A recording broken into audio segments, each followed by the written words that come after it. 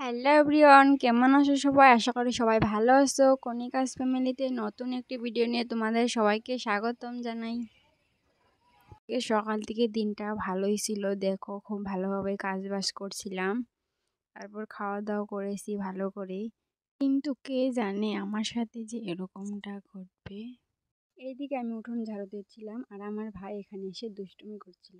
তো আমি ওকে বললাম, ভাই তুই এদিকে দুষ্টুমি করিস না, অনেক ধুলো আছে।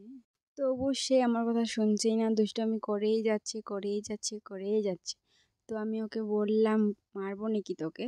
তুই এখানে যে দুষ্টুমি করছিস, নাক মুখ দিয়ে ধুলো যাবে, তো শুনিস না আমার কথা। তো তারপরে গাড়ি পারতে পারতে চলে গেছে। তো তারপর চলে গেল।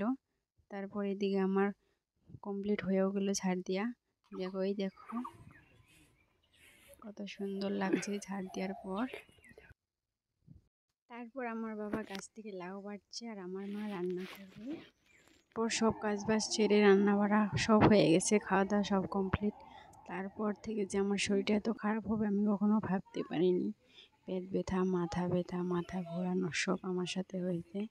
তো তারপর শরীরটা ভালো লাগছিল না, তো আমি রাস্তাতে একটু ঘুরতে গেছিলাম।